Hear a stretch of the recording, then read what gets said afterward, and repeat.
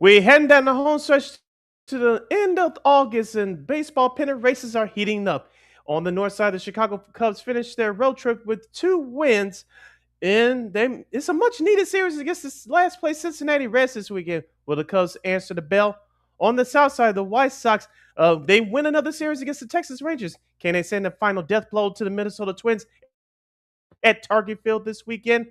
In the NFL, the Chicago Bears will finish up their preseason schedule in Nashville, taking on the Tennessee Titans. How much will the starters play?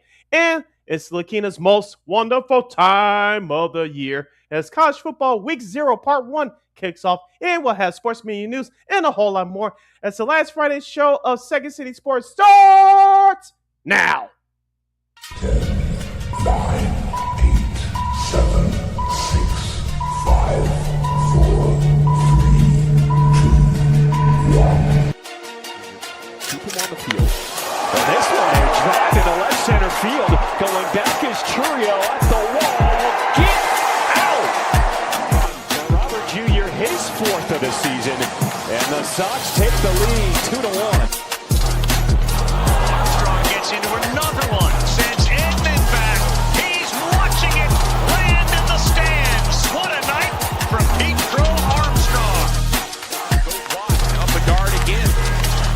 And he scores. What a play! On Jordan Bennington, no chance at all for the Blues netminders. Connor Bedard. Wow. Getting what a pass. Buzelis with the fade on the drive. Uze motions up. They're blitzing. It's picked up. Caleb throws. Middle of the field. Loveland catch. Breaks away the 30. Loveland 20. Loveland 10. Loveland end zone. Touchdown Bears.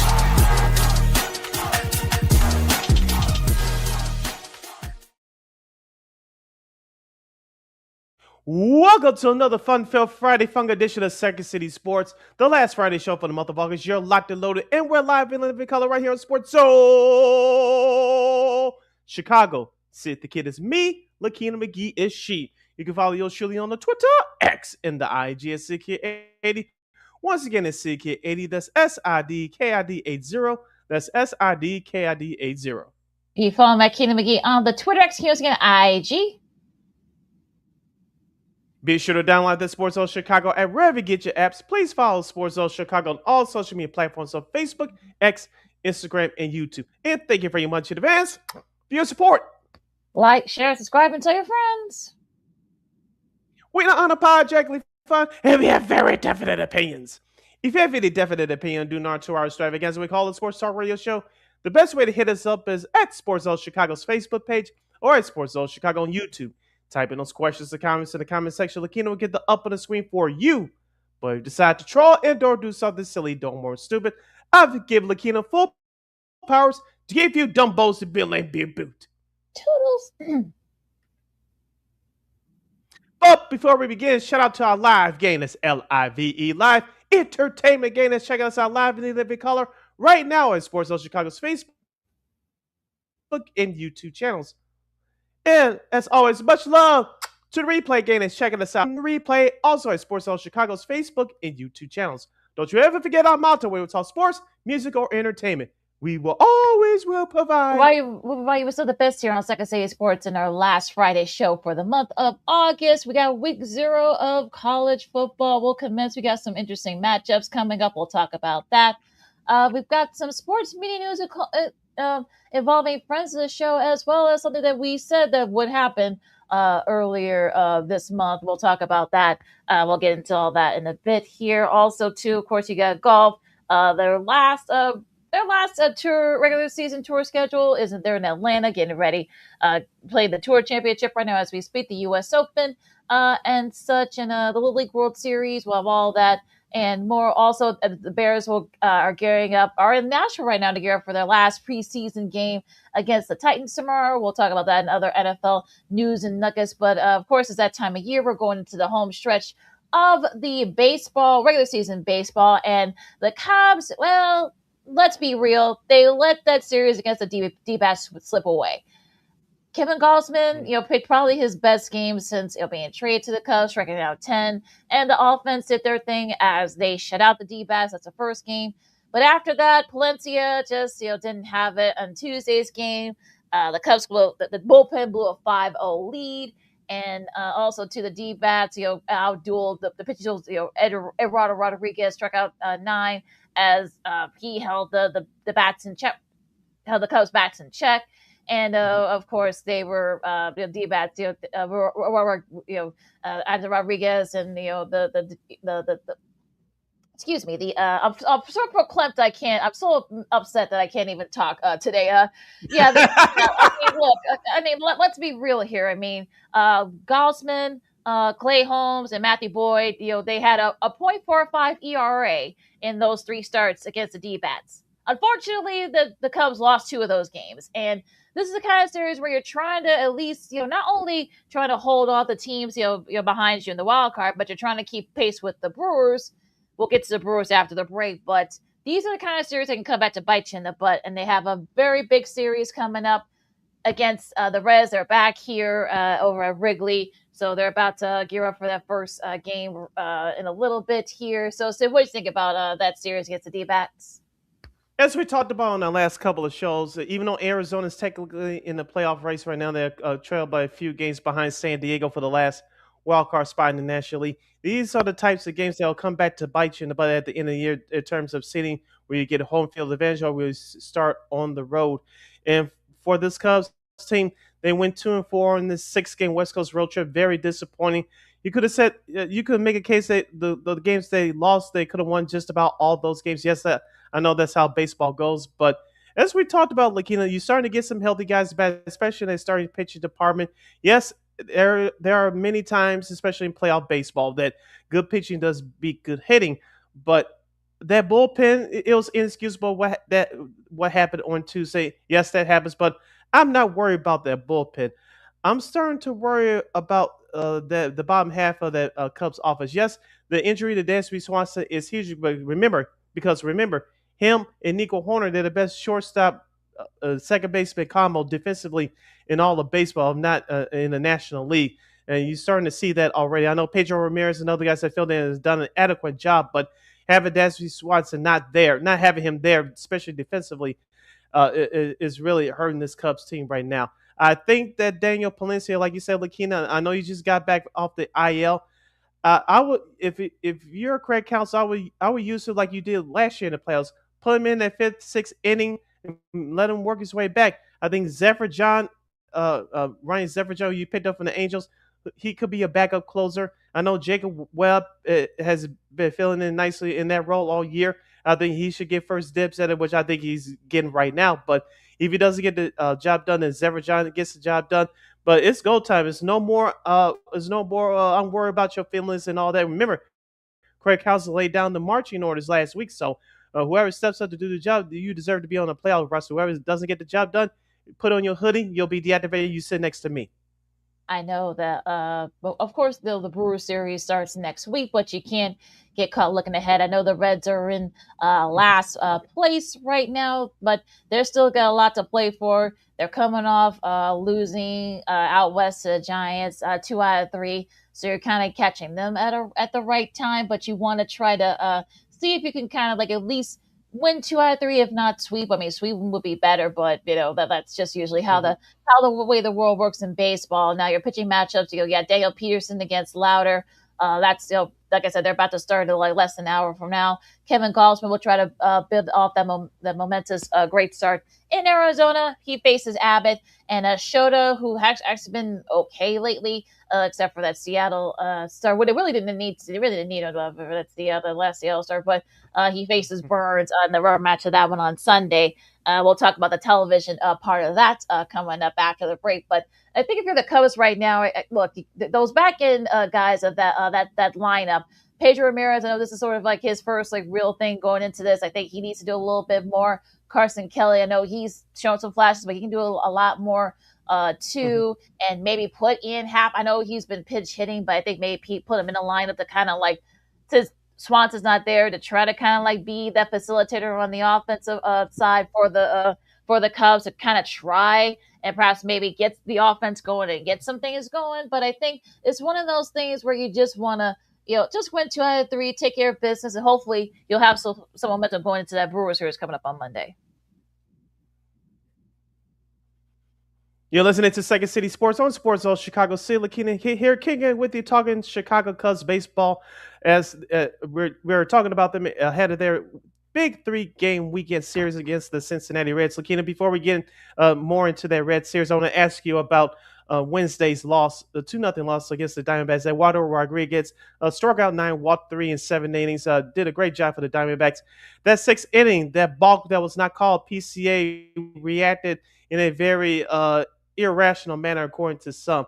Me personally, I didn't have a problem with it. I know the third base coach Barry calmed him down. He wasn't tossed, thank goodness. But what was your thoughts about PCA's reaction?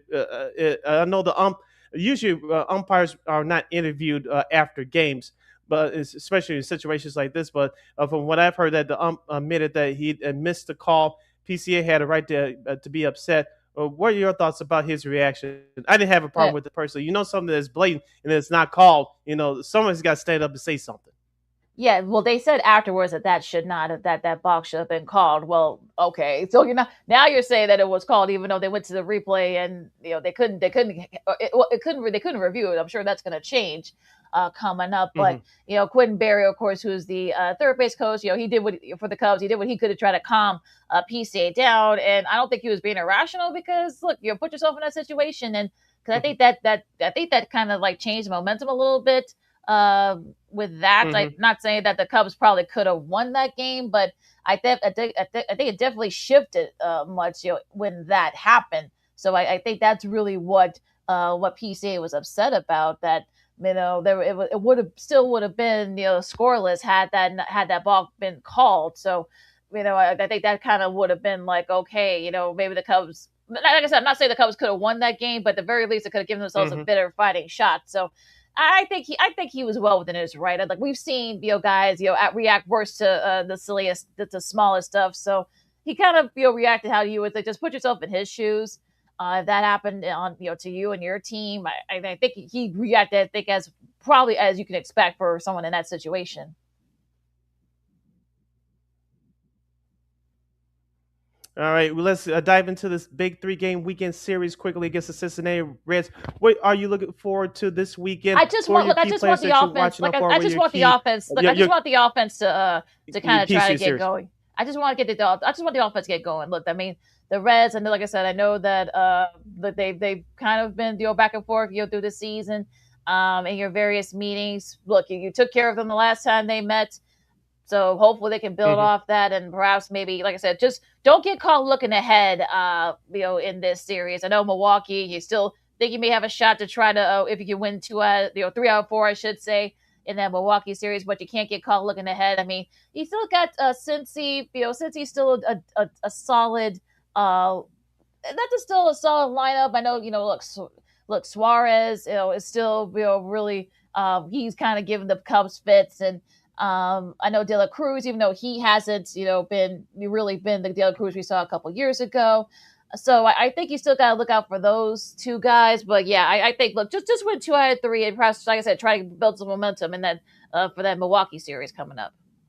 For Cincinnati, let's not forget NL Rookie of the Year candidate Sal Stewart. Watch out for him as well. He gonna have a big weekend series, and the weather's gonna be temperature's gonna get a little bit warmer this week as we go along. Not today, but definitely tomorrow and Sunday is supposed to be the warmest of the 3 days for this 3-game weekend series. Quickly, I'm looking forward to Michael Busch giving off the Schneider. He's been doing a little bit better. I know the average is still down to 244 overall on the year, but I'm looking for him to have a big series. Michael Conforto, shout out to Jed Hoyer. He was picked up as a veteran filling guy. He's more than enough to do. He was brought here to do the job, and he's been doing the job all year. 12 home runs, 33 RBI. Yes, it's a 232 batting average, but he's been hired as a part-time player, but he's been filling in nicely in right field all year long. Let's not forget Matt Shaw has been activated off the injury list, and Kevin Alcantara has been sent down. So I'm looking forward to Michael Conforto and Michael Busch, both of them having big series. And my last key for the Cubs, Shota Imanaga, like you said, he was bailed out by that offense last Sunday afternoon in Seattle. He must have a better start Sunday night on in front of a national television audience. we'll see if he can do that. We'll talk about that national TV. Like I said, we'll get more in that national TV. Because they are the game of the week on NBC, so we'll talk about that coming up. Also, too, of course, the White Sox, got a nice boost, beating the Rangers. But again, they're going to be going up to Minnesota. But you also got Cleveland. They've won 7 in a row. They're breathing down their necks. Also, too, the Dodgers are back to Dodger. Well, they're not Dodgering as they got swept by Atlanta. But even still, I mean, look, it's one of those things where, like, look, they still got the division, but it's definitely a battle in the back end for that last wild card, NL wild card spot. All that and so much more. The West, no one seems to want to win that division, but we'll see if somebody wants to win that division.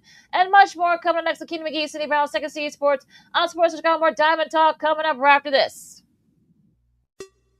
Hey, it's your boy, the Superback, Sean Sierra, and be sure to follow Sports Zone Chicago on all social media platforms. On Facebook, Instagram, and our Roku channel, you can find us at Sports Zone Chicago. And on Twitter, we are at Sports Zone Shy. Also, be sure to download our mobile app so you can take Sports Zone Chicago with you on the go.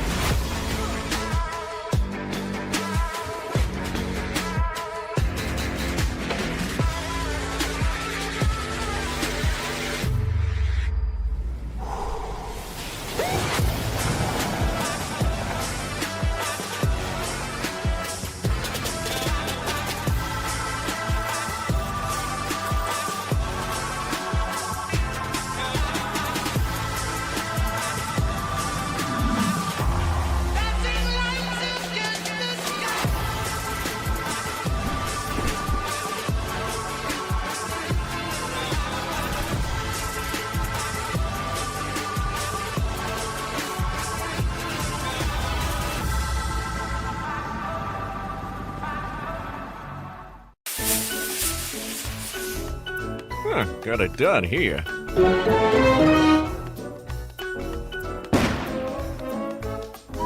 Ouch!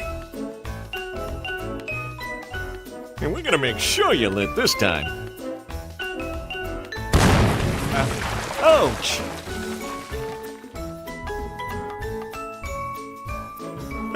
You're not gonna get me this time. Ow, Manny! Whoops!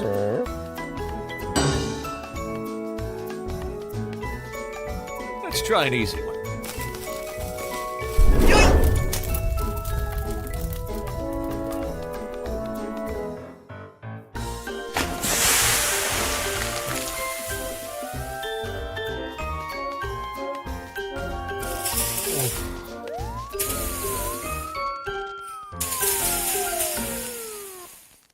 Every day we take steps to keep the people we love safe, but some health risks are easy to miss. Ticks hiding in the yard can spread germs, like the ones that cause Lyme disease. Mice searching for food can spread bacteria that makes us sick.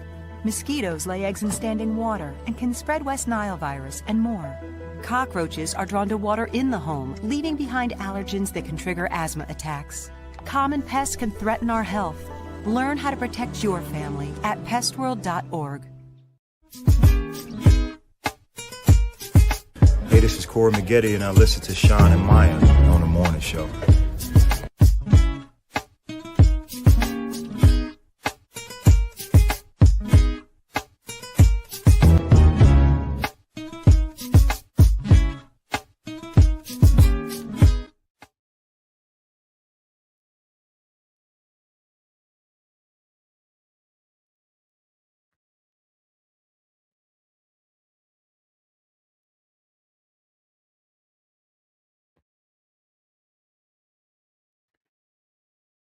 And welcome back to Second City Sports on Sports Zone Chicago. You can find LaKeena McGee on the Twitter, XQSK, and IG.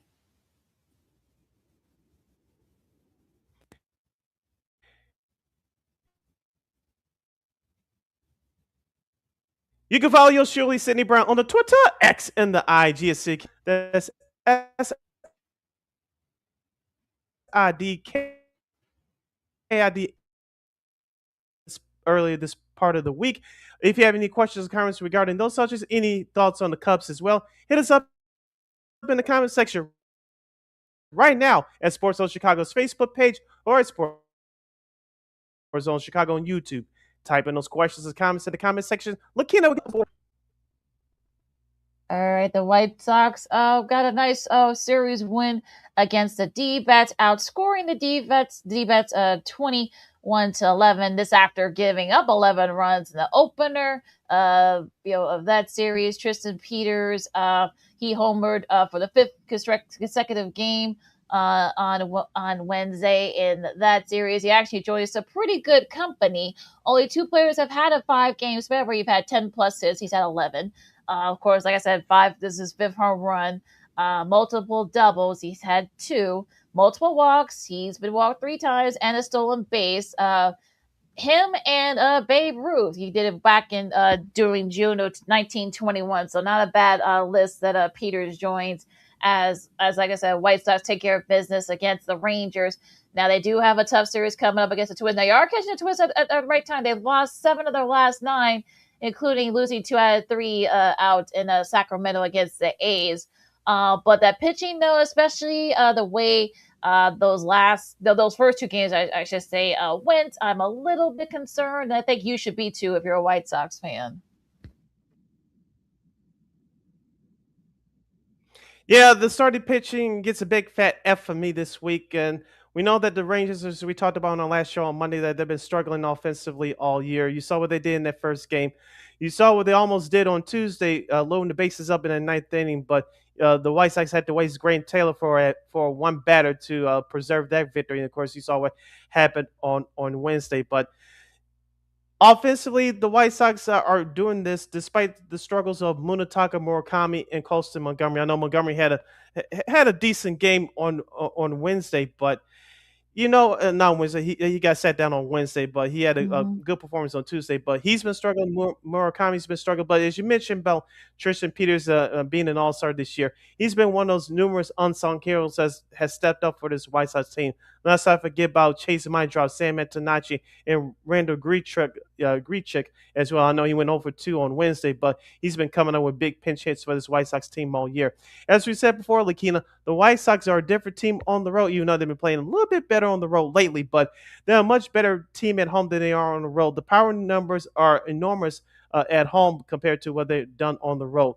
Let's not forget Miguel Vargas has been stepping up. Being an All-Star this year, those power numbers are starting to return from him. And also, too, it looks like Braden Montgomery quietly is selling it at the plate with his stick. He still got some work to do defensively, in my opinion, but he's starting to get a little bit better at that as well. So, and Jake Rogers, we saw what he did 1 week ago tonight with that pitch hit, a home run last weekend series opener against the Mets. So you got a lot of different guys that are contributing right now with the best. Like you said, the starting pitching in particular has to get better. Sean Burke, who's the quote-unquote ace of the staff, he's been struggling for the month of August, and his last start on Wednesday, not good. Only 3 strikeouts to 8 walks in 3 2/3 innings, 3 innings, I should say.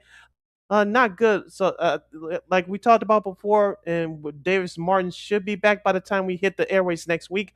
With a lot of young guys in the starting rotation, minus Luis Castillo, you have Sean Burke, Davis Martin, of course, to a lesser extent, Anthony Kay, who stunk it up, in my opinion, the other night. A lot of these guys are pitching more innings than they ever had in their careers, and what happened yesterday with that much needed day off on the calendar, I think it's going to serve this team very well as they go into this important 3-game weekend series back on the road against Minnesota. Yeah, I think they really needed that day off after what happened. Now, they were able to squeak out those 2 wins against the Rangers after losing that Monday game 11-2. But again, you're not gonna the day offs are gonna be few and far between for them. So. I think that day off was just what they needed. We'll see how they do against Minnesota. Your pitching matchups, speaking of Luis Castillo, hopefully he has a better start than he did against the Mets last week. He faces Dean Kramer.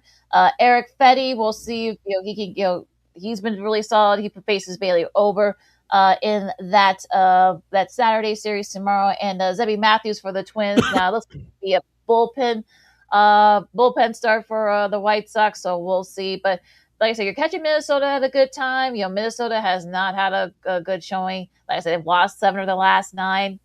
So hopefully, White Sox take advantage of that and perhaps get those numbers back up on the road. Because look, if you have to face, I know people are talking about one season stuff, but you might have to go on the road in the playoffs. So you have to make sure you can play on the road if you want to really contend for this AL.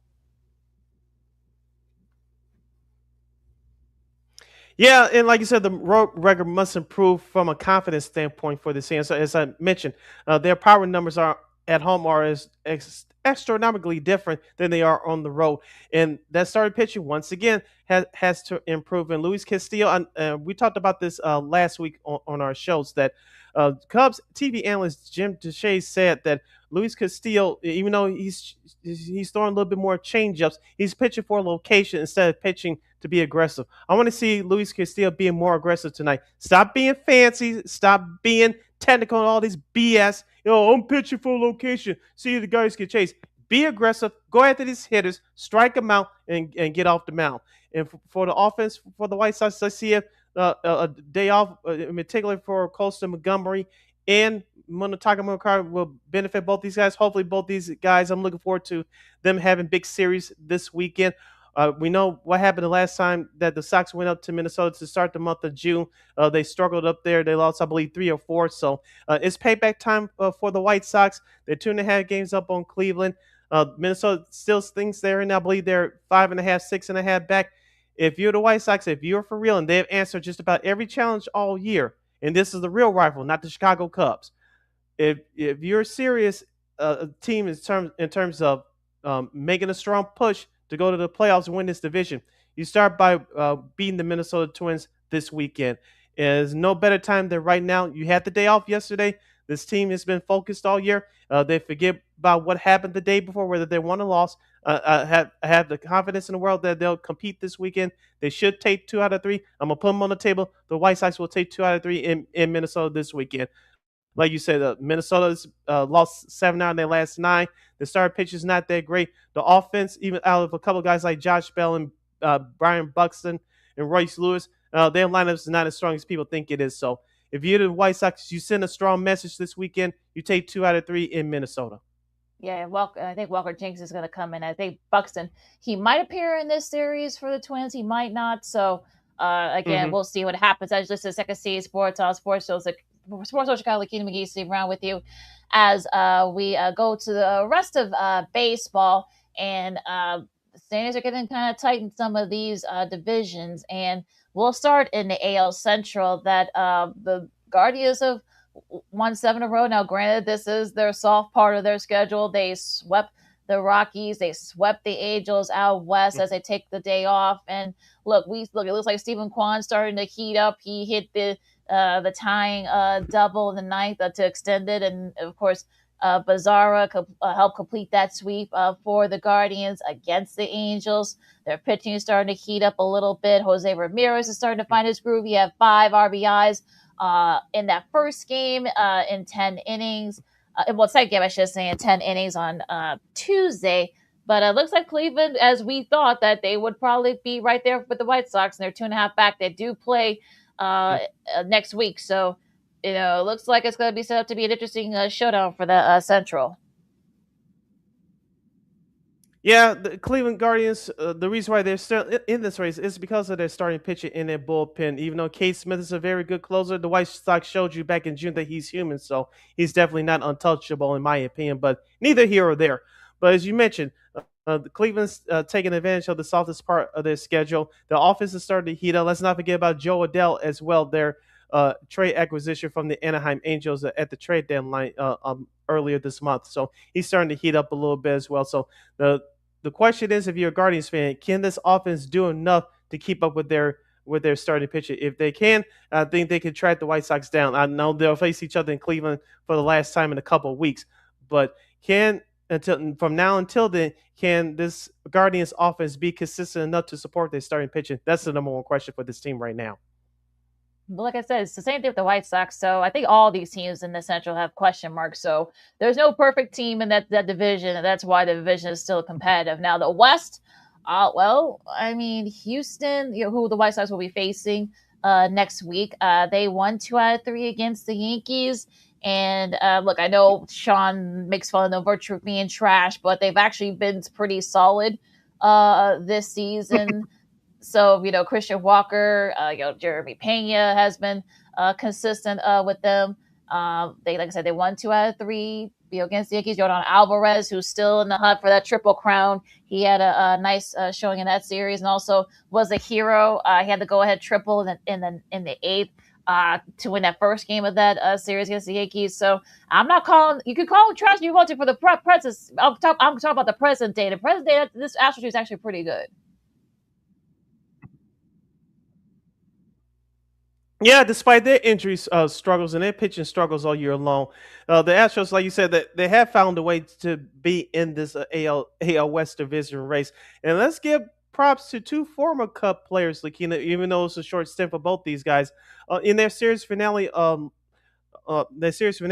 yesterday against the Yankees, Hayden Wesneski, six strikeouts against 2 walks and 5 innings pitching a 5-1 win in Yankee Stadium. And Isaac Paredes, their third baseman, on one-time Cup, 2 for 4 with an RBI. He's been quietly swinging a hot stick as well. So you're finding some of these young guys, these unsung heroes as well, coming through in this Astros lineup. And I still believe the Astros can get on a run. By default, I think they can, but like we've been saying since the month of June, whoever gets on a hot streak for a 2 or 3 week stretch is going to win this division. I do not see a wild card spot coming out of this division. And with the Houston Astros doing what they did, and of course the Rangers poo-pooing here on the south side against the White Sox, technically the Astros are in the driver's seat, but who's going to take that mantle and say, hey, this is our division to win? We haven't seen a team be consistent for a 2 or 3 week stretch. And as we head down to, towards the beginning of September next week, who's going to be that team between the Astros and the Rangers who's going to get on a hot streak for a 2 3 week stretch to finish strong and grab this division? The Seattle Mariners are starting to they're trying to get it going. They won 2 out of 3 against the Phillies. Cal Raleigh, we haven't heard much from him all season. He was a hero in that first game. As George Kirby, he struck out 9. As like I said, they take that series against they did get shut out. Well, we'll talk about Mr. Schwarber, what he did in a minute here for the Phillies, but look, they're still right there. I think we're going to talk about the Mariners, so 3 back. So yeah, so someone's got to win a division. So we'll see if they can, if someone can emerge and get that hot streak we were talking about for the last month or so. Yep. Let's go over to the American League East. Of course, we mentioned the Yankees losing 2 out of 3 at home to the Houston Astros, or Sean Sierra would say the Trastros. The Tampa Bay Rays, they were out in Motown earlier this week, and guess what? They took care of the Detroit Tigers, the slumpy Detroit Tigers, winning 2 out of 3 out there in Comerica Park. LaKeena, as I said all year long, Tampa Bay is going to win this AL East division. We know that the American League as a whole is wide open. By default, I don't want to insult this team, in my opinion, but by default, Tampa Bay is the best team in the American League. Can they go far in the playoffs? Sure they can, because they play fundamentally sound baseball. And despite injuries to their starting rotation a bit, they still have good, strong starting pitching, and their bullpen has been picking it up as of late. Do you doubt Tampa Bay, or do you need to see more as we head towards September? I need to see more because I think, like I said, I know the Yankees have not been in full strength, so I know they look. That's not their fault, but look, I need them to see. Look, Caminero, we've seen what he can do, and Junior Caminero, I should say. So I'm not like one of those. Look, I think they are the best team right now, but it is more or less by default because everyone else either they're having injury issues, or the other teams aren't just. Even the teams that are leading the divisions are have their own shortcomings. So I'm not gonna just give it to them. They'll say they'll probably very likely to win, getting the number 1 seed with the Rays in that AL. So we'll have to wait and see. Now the Yankees, and the Red Sox, they took care of business against the Marlins, but like I said, I don't know if they can keep up. They might get tired after having to come all the way back from last place and such. So you got to think that's going to come back to bite in the butt too. So I don't really think there's Tampa Bay Yankees say they are the best team in the AL, but again, everyone else. Look, they have their own issues too, so that's why I always say that AL is wide open. Baltimore takes care of business on the road against St. Louis, even though they lost the series finale yesterday. Can we officially say goodbye to the Toronto Blue Jays? I know that they had an important series against the last place Royals. Kansas City takes 2 out of 3 at Skydome. Yes, I'm calling it Skydome, not that new name now. Toronto, I know they technically still a few games out of last place. Right off the Toronto Blue Jays. Look forward to next year. Yeah, I mean, I think look, they're 3.5 back, but that was a bad series. That they had a chance to perhaps maybe gain some ground, but they weren't able to do that. So unfortunately, I don't want to look. You'll give me another week. If they don't do well next week, I think they could probably say goodbye. But they're still 3 back, so that's nothing, even in the wild card. So I'm not going to write them off just yet. But yeah, that was a bad series loss to Kansas City this weekend. Now going to the National League Central, this is Second City Sports. On Sports Chicago, LaKeena, McGee, Steve Brown with you. Going to the East, Atlanta, they swept the Dodgers. They won 4 in a row. Chris Sale pitched a gem. He struck out 11. I know his youngest son was happy that he came out for that one, for that last inning. But a solid 5-hitter. He Drake Baldwin hit he did lead off home run. Of course, that was all they needed. We'll talk about the Dodgers in a minute here, but Atlanta, they're starting to find their groove here.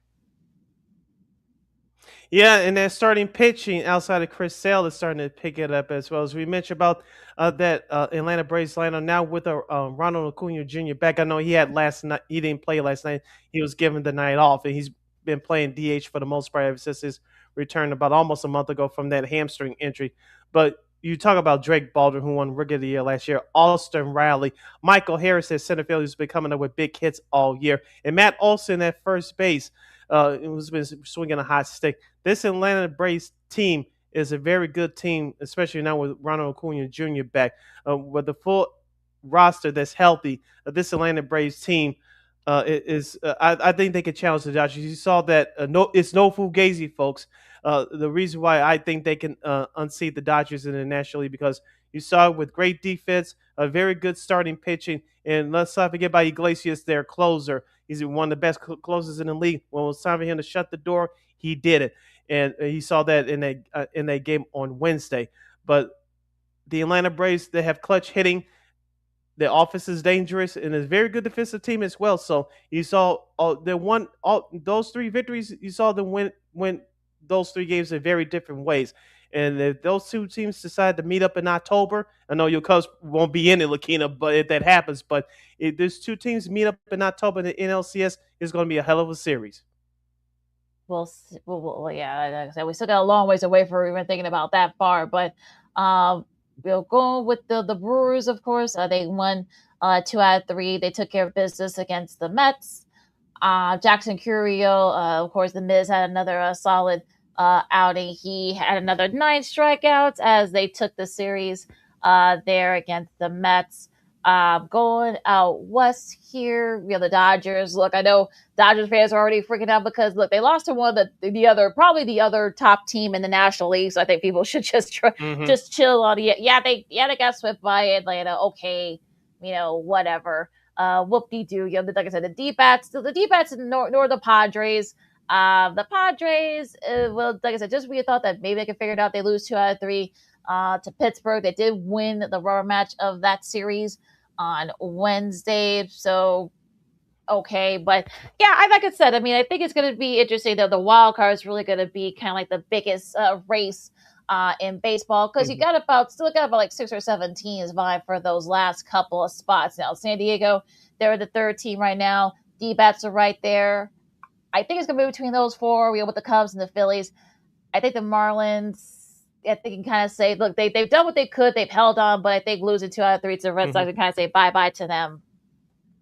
Yeah, I agree. I couldn't agree with you more. Like you said, Philadelphia, I know they play Atlanta here soon within the next week or 2. We have to look at the schedule, but I think Philadelphia will grab that second wild card spot. Of course, Chicago, the Cubs have that first wild card spot on lock.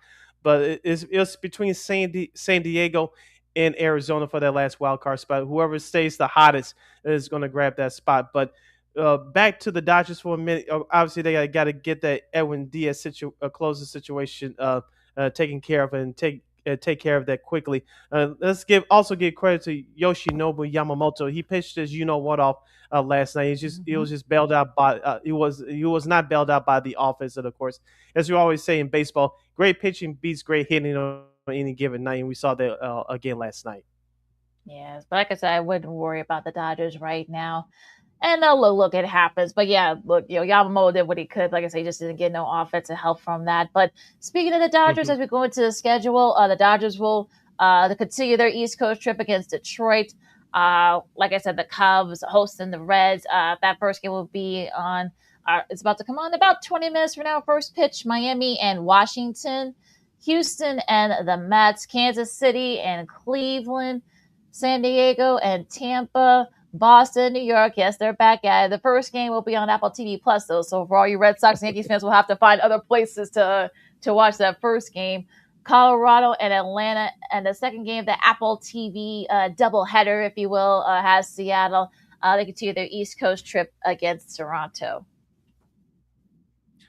Going back to that Dodgers-Detroit game, that can be seen on MLB Network tonight at 5:30 p.m. Central Standard Time. It's the return of Tariq Skubal. That's right. The one-time Detroit Tigers pitcher who was traded at the deadline to the Dodgers, he'll make his return to the D tonight. I'm sure that if you can find a ticket to Comerica Park for that game, good luck, because I know that game is sold out. So, but for everybody else, tonight at 5:30 p.m. nationally on MLB Network. Finishing up the weekend schedule in MLB, the Texas Rangers will stay on the road. They'll head up north from Chicago to Milwaukee to take on the Brewers. The White Sox will go to Minnesota to take on the Twins.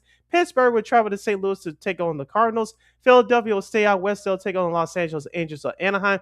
Baltimore, they'll stay out on the road. They'll take on the Oakland Athletics in Sacramento. And an important playoff race, at least for one team, the Arizona Diamondbacks will head out on the road. They'll take on the last place San Francisco Giants. And your national TV schedule for this weekend, of course, the second game of that Boston Yankee series will be on MLB Network at high noon tomorrow. They got a doubleheader because I got to pick up that game from June. So the second game of that doubleheader will be on the Big Fox Network. Most of you will get that. Others will get Texas and Milwaukee. Also at Fox, your Peacock NBC.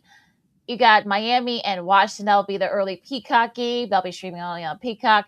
Houston and the Mets will be on NBC as well, streaming on Peacock. And your NBC Sunday night game of the week will feature the Reds and the Cubs. And you'll have Anthony Rizzo calling the game with Jason Benetti and 1990 World Series champion for the Reds, Jeff Brantley, as well as Joey Votto will be part of the Inside the Pitch pre and also Inside the Pitch game there with Ahmed Fareed. And that is your schedule for this weekend in MLB. Coming up on Second City Sports, the Friday Funk Edition, the last Friday show for the month of August. The Bears will conclude their preseason schedule by visiting the Tennessee Titans in Nashville. How much will the stars for the Bears will play? Who will play? Is Week 0, Part 1 of college football. We'll have sports media news and a whole lot more. I'm Sid. That's LaKeena. Stick and say right here on Sports Zone Chicago.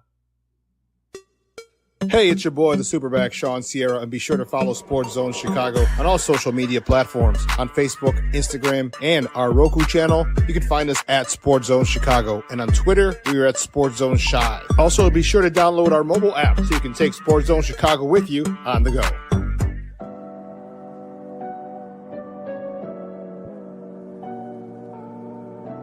How do you take care of your mind health? For my mental health, I meditate in the mornings. I have my dogs. They're the best. I just find ways that help me just relax. Finding things that make me happy, like being close to my family. I meditate a lot and read books. I have hobbies outside of the game. I'm able to switch off. I'm able to turn my brain off from the game of basketball. Your mind health matters. Your mind health matters.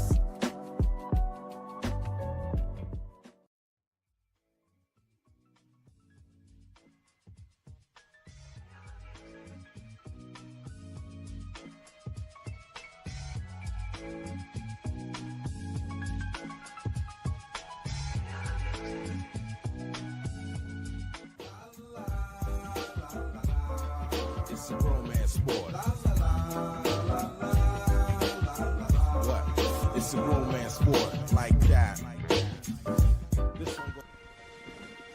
Your Marine Corps' way of life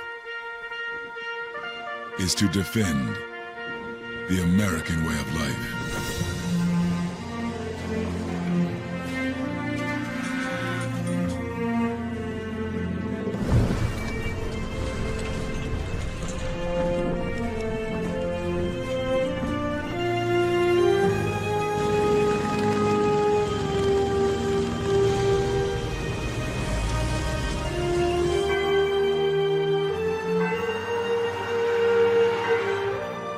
Every day, no matter where we serve, we take a stand for our nation, for each other, for us all. The few, the proud, the Marines.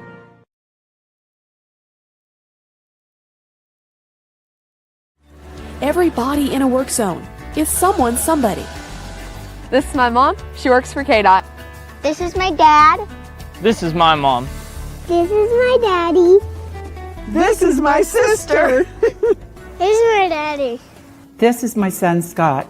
He was killed while working in a highway work zone. When you drive through a work zone, drive like a life depends on it. Because it does.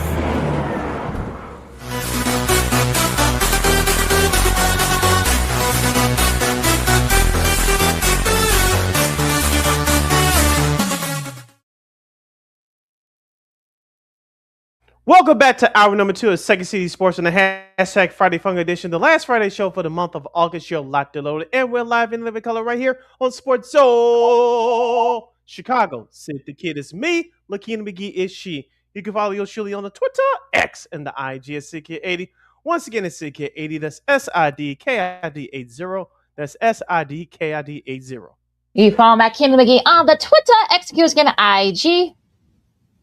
As we kick off hour number 2, discussing the Chicago Bears preseason act, previewing their preseason finale against the Titans, and we'll again preview week 0 of college football part 1 coming up to kick off hour number 2 of this fabulous program. If you have any questions or comments regarding college or pro football, hit us up right now at Sports Zone Chicago's Facebook page or at Sports Zone Chicago YouTube. Type in those questions or comments in the comment section. LaKeena will get the up on the screen for you. Bears are in Nashville as they face the Titans to wrap up their preseason. They had their joint practices this past week as well. And look, you may not see Caleb Williams and the rest of the number ones out there, if at all.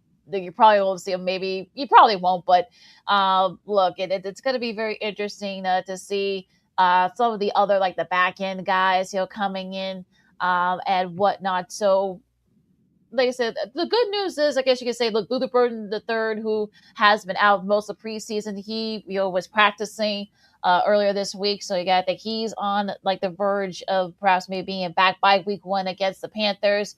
Gervon Dexter, we'll get to him in a second too, because apparently he's been the subject of trade rumors. Okay, and I think I'm looking forward to seeing. Like I said, I haven't watched a lot of preseason, but Austin Booker, I know he's a little bit banged up, but I really want to see him try to play tomorrow against the Titans. I know Xavier Woods been struggling as well with injuries and such. Malik Muhammad, I want to see him a little bit more. Considering how they played against Cincy last week, I think there's really no way to go up with some of these back end guys for the Bears. Yeah, if you're basing on the Bears, what they did last year in their preseason finale against Kansas City, remember the starters played an entire first half. Will that happen here tomorrow? We shall see. But as far as there's a lot.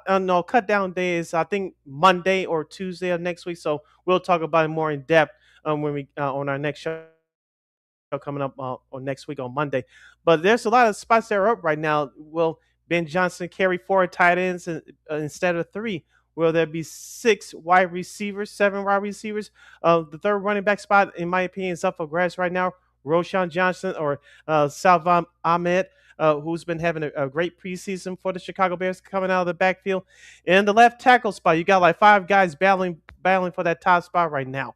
I know that Isaac Petrapillo has been off the pup list for a couple of weeks. I don't know if he's going to be ready for week 1, but you still have Braxton Jones, who's still the viable backup or starter if Tripillo does not start on opening day at Carolina on September 13th. And you still have Karan Amagaji and, of course, Jedrick Willis. Now, me personally, I think one of those guys, I think it's safe to say, will be cut next week. So you can't carry all 5 potential left tackles. So I think one of those guys could be gone. Also, to Zach Pickens and Tyler Scott in the past. So those players were in those positions. Both of them were cut. So the Bears and Ben Johnson, Ryan Post, they have made the young guys who are battling for spots and who's going to step in, who's going to step up, who's going to outshine the most here. So there's a lot on the line, not for the starters, but for the, like you said, for the young guys that's trying to make their names on this team. Yeah, the left tackle spot is sort of a concern. I know Braxton Jones, he's been banged up a little bit. Trapillo, look, I think they're rushing him. But, again, what do I know? Amagaji, he hasn't had a lot of reps. Neither has Willis. So you got to think it's going to be probably one of those 2 guys will probably get cut by the end of the weekend. We'll see. Logan Jones is another person that I want to see, at center. Hopefully we'll see him a lot tomorrow night. So, who's going to be that 3rd tight end, I guess? Is Ben Johnson going to take all 4 tight ends? I doubt it, but we'll see. So, yeah, I think there's still a lot of question marks in some of these positions for the Bears, in my opinion. But again, I think it's going to be very interesting to see who kind of like emerges from all this, all the craziness, these last couple of days with the joint practices and with the game tomorrow. And also, too, as I mentioned just a second ago, with the number 6 wide receiver spot, Caden Davis, who's actually been performing well throughout camp in the first 2 games of the preseason, will it come down between him and veteran Scotty Miller, who won a Super Bowl with Tom Brady a few years ago in Tampa? Both those guys may go? Could both those guys get cut? We'll see. And Brian Poles and Ben Johnson, as I said, have a lot of tough decisions to make. And with those young guys they're considering cutting, whoever they cut, not all of them can make the practice squad. So which are those guys that you're going to cut in terms of the young guys? How many of them will you keep on the practice squad? Because I think you keep 7 or 8 guys on the practice squad. So that's going to be a tough decision. Tough decisions there to make as well. So there's a lot on the line this weekend for Chicago. Well, and also too, the Kyler Gordon. I don't want to get too deep into it because I know we got to move on here to the rest of the NFL real quick. But the Kyler Gordon stuff is a little bit much here. It's not like he's taking practice off. He's been there every day. It's just that he hasn't been practicing. So I know Ben Johnson's getting annoyed by it. I know the rest of the players. I know some of the players are probably getting annoyed by it too. But I know some people are wondering, how is Trapillo, and he had a worse injury than Gordon did. How the heck has been cleared to practice, but yet he hasn't been. I'm talking about Gordon hasn't been cleared to practice yet. So I think that's kind of rubbing a lot of folks the wrong way. And I can honestly say I don't blame them. So I think this needs to be answered, or else this is going to be a distraction going into the season. Yeah, we talked about it a few weeks ago when Ben Johnson, back early in camp, when Ben Johnson got tested with the media about Kyler Gordon. Of course, there was some miscommunication issues between him and the team, especially with him. He was here in the Chicagoland area this past offseason trying to rehab and trying to get back into it. And of course, this time last year, he was away from the team, working with his own people, trying to play games for the Bears. So clearly, there are some issues going on between him and the team. And like you said, LaKeena, the sooner he gets back on the field and becomes productive again, the sooner this type of issues will go away. But the longer that he's out and the longer that these things keep prevail, like you said, this could become a distraction, because this team, even though this is a very different team than it was this time last year, excuse my broken English, it needs no distractions as they go into the new year, as they try to defend the North, as they say. Going into the rest of the NFL real quick, Pittsburgh beat Buffalo. These are yesterday's games. Dylan Gabriel threw a couple of touchdowns as the Browns handled the Patriots. San Francisco held off Vegas. And the Battle of Los Angeles over at SoFi is the Rams, who held off the Chargers 20-18 in yesterday's preseason action of the last game of the preseason. Real quick, a couple of observations from that Rams-Chargers game last night. Great throw by Justin Herbert to Quentin Johnston last night. Both those guys can stay healthy. I think that Chargers offense should be able to roll. It's just that, can they do that come playoff time? That's going to be the million-dollar question. It's going to face that Los Angeles Chargers team. And now, with officially the preseason being over, going to the Rams side, Los Angeles Rams side, when will Aaron Donald sign? Yeah, because you know that he didn't want to play in the preseason if he decides to play this year. Yeah, I know he's been practicing with them all preseason, all training camp long, and I know he's been there. Just hasn't, he hasn't dressed. So you gotta wonder. Like, I'm sure they got to make their final roster number. So I'm sure he's gonna get signed. I'm sure before the end of the weekend, you would think, because it's gonna be, because I think they have to because of the NCAA rules. So. He still looks good, and I think by the time we reconvene on Monday, I think it'll be official that he will sign with the Rams. There's just too many minutes of the tea leaves to say otherwise. Exactly. Looking at the rest of the preseason schedule, the last week of the preseason, week 3 for the National Football League. These are the games that will be taking place tonight. At 5 o'clock on NFL Network, you'll see Washington at Baltimore. The Beltway battle there as the Commanders take on the Ravens. Atlanta will visit Miami. Houston will take on the Carolina Panthers. In your annual preseason battle in East Rutherford, New Jersey, between the New York Giants and the New York Jets. Tampa Bay will take on Jacksonville in Battle, Florida. And on CBS tonight at 7 p.m. Central Standard Time, it's the Cincinnati Bengals against the Philadelphia Eagles. And on ESPN Unlimited, a couple of games to check out. The Seattle Seahawks against the Kansas City Chiefs. And New Orleans Saints will visit the Dallas Cowboys. Arizona Cardinals will take on their Green Bay Packers. And at 8 o'clock tonight on NFL Network, you'll see the Minnesota Vikings travel to Denver to take on the Broncos. And just 2 games to finish up the preseason. Of course, the Bears will be a part of that as they're in Nashville, like I said, to play the Titans. That'll be the late game. You can watch that game locally on Fox Chicago. And, of course, the early game at noon will be Detroit and Indy. That is your schedule for this week in the NFL as the NFL wraps up their preseason. And not going to move on to the NFL just yet, but a couple important notes here. The Bears won't see Wan'Dale Robinson if, of course, during those practices, he got a hit, a cheat shot. I guess that's what he calls it. He suffered a concussion in that practice, and now he's not going to be able to play against the Bears, tomorrow. So. We'll have to. It's gonna be very interesting to see. So just a little bit of a. I know Robinson. I remember when it happened. I know he was very upset that he suffered a concussion and such. And now, of course, he's not going to be able to play tomorrow. Yeah, that stinks for him, and we wish him a speedy recovery as well. As we talk about every year, injuries do happen. This is a violent game of football. Injuries happen everywhere, so teams have to adjust and adjust their rosters, adjust their schemes, and find available players who are available to play. So, unfortunately, this is nothing new. You have to adjust and move on because no one's going to feel sorry for you because everybody is going through it. I know that's very harsh to say, but it's the reality. So. Like I said, we'll see what happens with him going forward.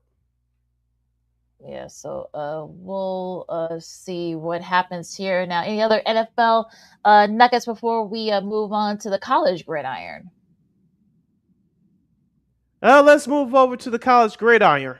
I know this is your favorite time of the year, as we're set upon week 0, part 1 in the college pigskin. Take it away. Yeah, week 0, as they call it. I know technically it's week 1, but I know people call it week 0 here because some of like, I don't want to say some of the other bigger matchups won't reconvey until next week, but we do have a couple notes here. A couple of upsets. Northwestern State got upset by Louisiana. I forgot the name of the school here, but they're an NAIA school, and where I think it's only about about 1,100, just under 1,100 folks. Folks are enrolled there at that school, and yeah, Louisiana Christian. They just become just a second NAIA program to be a scholarship D1 program in college football history. 42 to 37. I know that this school is just outside New Orleans, and I actually went on their website. Their website actually crashed for a little bit because I don't think anybody expected this, but they got about I think they got like a $3 million for their athletic department, but they just didn't want the check. They got the win, which is a bonus. So I think with all the stuff going on with eligibility and such, well, this is why they play the games. Yep. As we've seen in years past, LaKeena, you know this better than I do, that every once in a while we see amount upsets. We go back to, I believe, 2007, Appalachian State and Michigan at the Big House. That was actually the first game. We'll ask our special guest, Dave Reps, about this game. I know you remember it very well on our show on Monday, but it was the very first game on the Big Ten Network. I remember because we couldn't get it here in Chicago at the time, but that's neither here or there. But Appalachian State upset Michigan, and I believe that was Rich Rodriguez's first game, if I'm not mistaken. He replaced Lloyd Carr, and then all went to hell at Michigan for that year. So we've seen upsets like this in the past, and that's why I know, like you said, many people will turn away from college football in the first couple of weeks because you see mismatches on paper. Oh, this team should take care of that team and whatnot. And sometimes it doesn't happen. But you've seen over the last decade or so that we'll get more into the bigger matchups next week, but you're in great detail. But that's why you see matchups like Wisconsin. I believe it's Wisconsin and Notre Dame next Sunday night at Lambeau Field. You see matchups like that, so you get folks like me to actually tune in and watch a couple of these games because the mismatches that you see on paper, and many times it goes according to the odds makers, but every once in a while you see some great upsets. Well, another upset. Unfortunately, this involved Southern Illinois. They number 16 in FCS. They lost to West Florida, which is their first. This is their first year. They were D3 Power. I think they've made the championship game a couple of times. They upset, if you will, Southern Illinois, and they were actually 21-point underdogs. So, look, I think that's why you play the games in this instance. So, I'm sure the Southern Illinois folks are not very happy with this, but again, that's why they play the game. So another upset here. Now going to the games that'll be convenient tomorrow. A good one here between the ACC and the Big 12. You've got North Carolina. Shout out to me, Pablo, for that, and just TCU. I know there's some stuff that happened off the field. We won't get into that, but you could Google's your friend, folks, for that. But that's the game that will be on ESPN, also streaming on Disney Plus for the first time. Remember, for the first time that some games will be streaming on Disney Plus. So this should be an interesting matchup down there, over there in Dublin, Ireland. So I think it's the fourth straight year that the Aviva Stadium out there in Dublin will be hosting one of these college football matchups. I know a lot of folks a lot of fans of both teams made the trek, so this should be a good one out there in Dublin.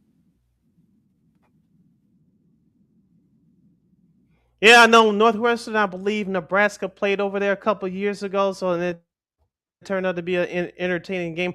Hopefully we'll get a more entertaining game here this time. I know North Carolina last year, I forgot who they lost to. They got blown out at home. Their fans left at halftime. But hopefully that Bill Belichick now entering year number 2 of his regime down there in Tobacco Road. Hopefully they can put out a better performance. I know they're 9.5-point underdogs to TCU. I remember TCU being in this spot a couple of years ago against my guy, prime time for them at home against Colorado a couple of years ago. Of course, that was Deion Sanders' Colorado debut as head coach. Of course, Colorado won that one in the shootout down there in the state of Texas. But hopefully you get a better performance from North Carolina. TCU, like you said, on paper is better. Hopefully it's a close game, but I see the Horned Frogs winning this one. hopefully it's entertaining like last year's game out there in Dublin. But hopefully this will be a better matchup. Now USC, the first time Lincoln Riley and his guys, they're going to be back in action against San Jose State. San Jose State, the last few years have been good, but they've kind of, since the coach left, now they're kind of taking a step back. They're 38.5-point favorite. I'm talking about SC. I think that's a little bit high, but yeah, that game will be on NBC at 2:00, so you guys should check that out. Tony Elliott's Virginia Cavaliers, they kind of came out of nowhere, because they're tight, as they host NC State. That's the other afternoon game on ESPN out there in Charlottesville. That should be a fun one. And a good FCS matchup. You got Jacksonville State and North Dakota State. That's good. That's at 4:30 on CBS Sports Network.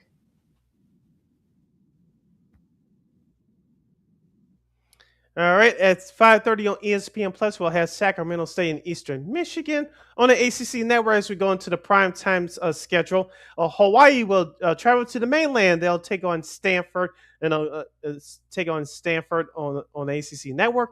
Stanford's the Cardinals is 4-point favorites at home. On the CW, I think that's WGN here in Chicago. Florida State, as they try to make their way back into college playoff contention, they'll host New Mexico State. Florida State's 31.5-point favorites. My goodness. And then at 9 o'clock following Fox Saturday Baseball, we'll have UNLV hosting Memphis. UNLV is favored by 4.5 points at home. Yeah, UNLV just surprised a lot of folks last year too. So I know some people say they could build on that. When we get Dave back with us, I think this there's fourth year joining us to preview the Big Ten side anyway for college football.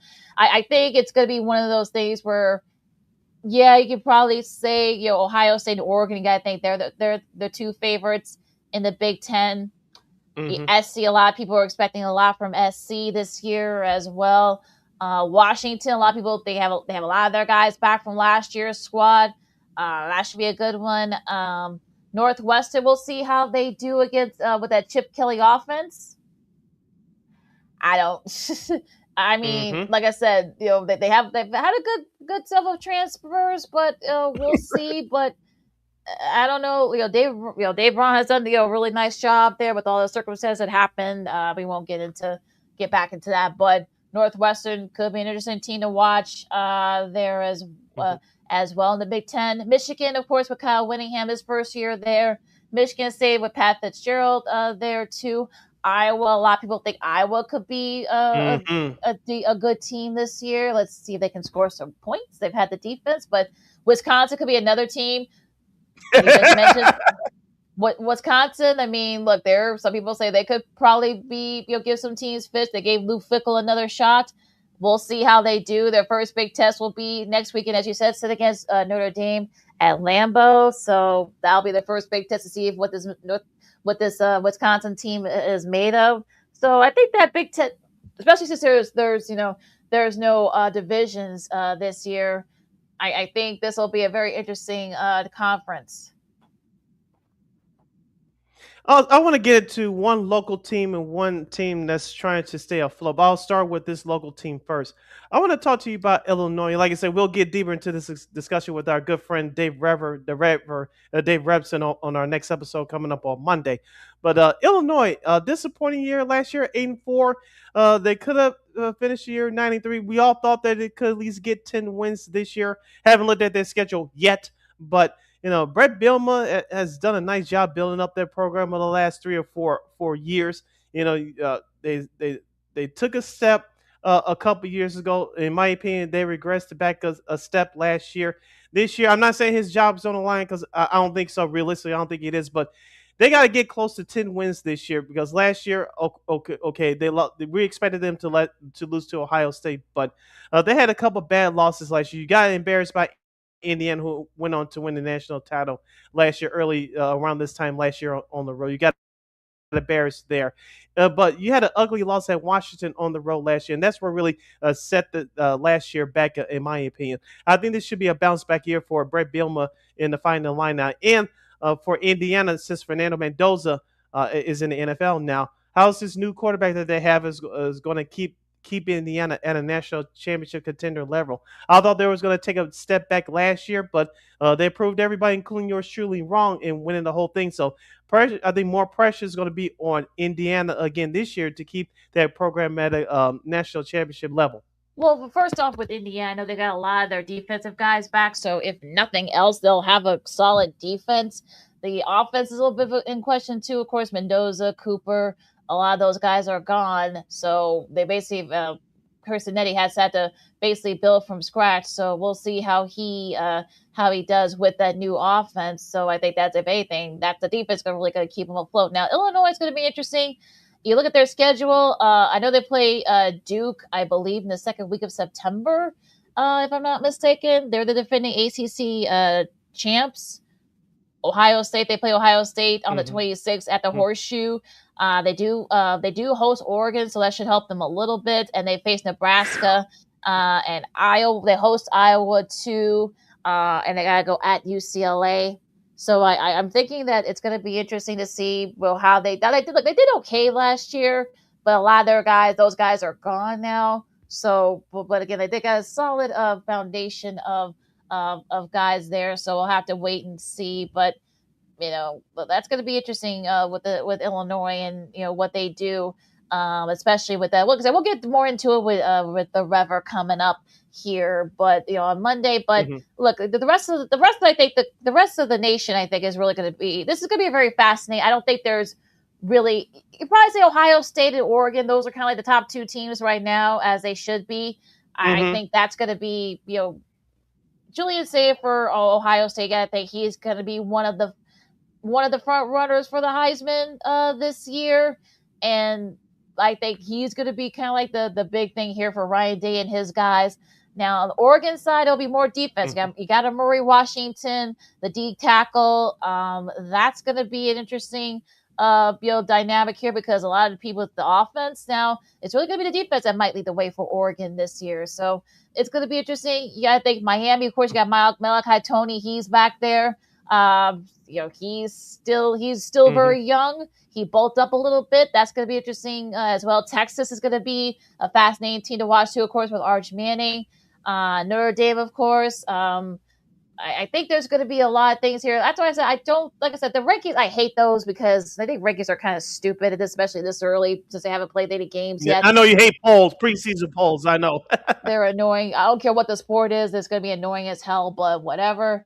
But I think for me, I think, look, it's going to be interesting to see. The first month's really going to tell us who's really in contention, no matter what the Big Ten and also nationwide. Yeah, for the big, I'll focus in on the Big Ten first. Like you said, after Ohio State and Oregon is everybody else. I think Oregon is your distant third, and then there's everybody else. For Michigan, I know they got a new head coach there now with the kid Shamar Moore out the Sharon Moore out the whatever the hell his name is. They kicked him out the door with that scandal last year. They needed to clean house, and they did so. And I know they have a new quarterback as well. So we'll see how Michigan responds after what they did last year. I believe Nebraska has a new quarterback. Dylan Raiola has exited the door, if I'm not mistaken. So it's going to be interesting what Matt Rule is doing with that squad. And also too with what's the other team I want to look at in the Big Ten? I think that was it for the Big Ten for me. Now nationally, CJ Carr for Notre Dame, can he take another step and finally get back to and finally bring home the national championship to Notre Dame? I know Marcus Freeman has been, those guys have been having a tough camp out there in South Bend, so it's time for Notre Dame. I know they've been falling short in the college football playoff the last few years.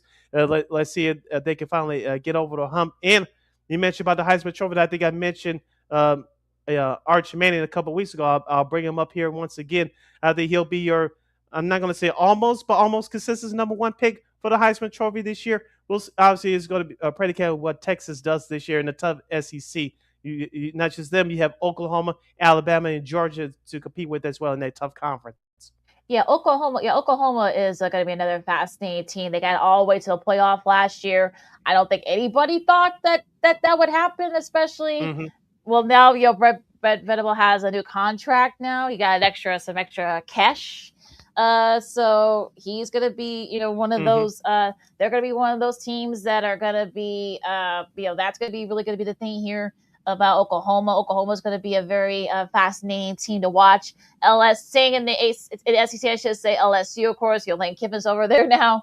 So, I'm just like, okay, all right, you wanted to go here. Okay, let's see what you can do out there in the bayou. Or Lane Kiffin and controversy, it goes together. No, really, but yeah. So, ACC. Well, yeah. Look, ACC. I know we talked about Florida State. Look, there's no way they can go butt up, right? With all the stuff that happened to them last year, no way for them to go butt up, right? I guess Duke is the defending champions. Miami made it all the way to the ACC to the national championship game, I should say. SMU could be back up there. Virginia could be a sleeper in that conference. The Big 12. Look, we'll see what Colorado does now that Coach Prime's health issues are behind them. BYU, you got to think they're the favorite there, as well as maybe TCU as well. That could be another favorite. We'll see. I just want to talk about the bigger conferences real quick. The Pac-12, they're back. Of course, you got to think that maybe Boise State could be a favorite there. Maybe Oregon State too. Maybe Wazoo. I'm talking about Washington State. So yeah, there's a lot of storylines here in college football, and it's going to be fascinating to see how all this plans out. But like I said, I think the first month and a half is really going to be the tell of what's going to happen in college football this year, I feel like. Yeah, and just real quick, I know we got a break, but I looked at Northwestern's schedule. Of course, their new digs will open up on Saturday, October 2nd. But I believe their last home game, I saw this, I think it'll take place in about 3 weeks. They'll host Prime Time. He'll be coming to Chicago, but they'll be playing in Evanston against the Northwestern Wildcats. Colorado visits Northwestern, I believe, in about 2 to 3 weeks. I'm going to see if your boy could get us some tickets for that one. That should be accurate for sure. Yeah, good luck with that, I think. But yeah. Right. Yeah, I'm sure. No, sure, to make some calls. Yeah, I'll say those going to be a pretty penny. So we'll have to wait and see. But yeah, it should be interesting to see what happens there. Now we're going to take a 2-2 timeout here. We'll preview a little bit of everything with our sports potpourri segment. We got sports media news, more sports media news involving some more friends of the show. Also too, of course, you've got golf going on. They're wrapping up their season in Atlanta. Some U.S. Open updates, and so much more. And also too, there might be some NBA too, as one veteran player is going to South Beach. We'll have that and a lot more coming next. LaKeena McGee, Sidney Brown, Second City Sports on Sports Zone Chicago. We got our sports potpourri segment coming up right after this. Poof. Hey, it's your boy, the Superback, Sean Sierra, and be sure to follow Sports Zone Chicago on all social media platforms, on Facebook, Instagram, and our Roku channel. You can find us at Sports Zone Chicago, and on Twitter, we are at Sports Zone Chi. Also, be sure to download our mobile app so you can take Sports Zone Chicago with you on the go.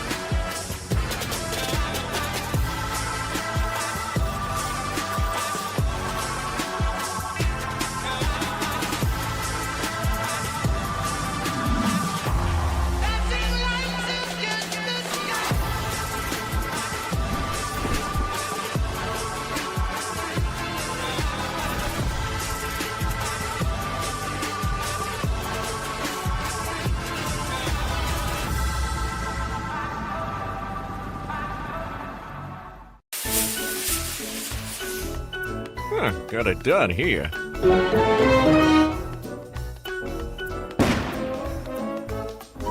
Ouch! And we're gonna make sure you lit this time. Ouch! You're not gonna get me this time. Ow, Manny! Whoops.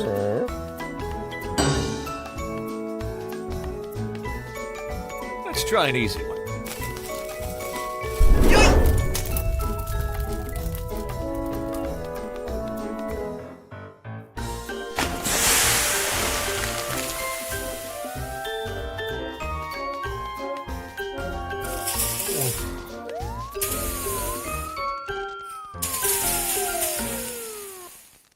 Every day, we take steps to keep the people we love safe, but some health risks are easy to miss.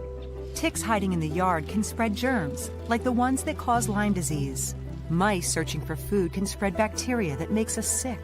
Mosquitoes lay eggs in standing water and can spread West Nile virus and more. Cockroaches are drawn to water in the home, leaving behind allergens that can trigger asthma attacks. Common pests can threaten our health. Learn how to protect your family at pestworld.org. Hey, this is Corey McGee, and I listen to Sean and Maya on the morning show.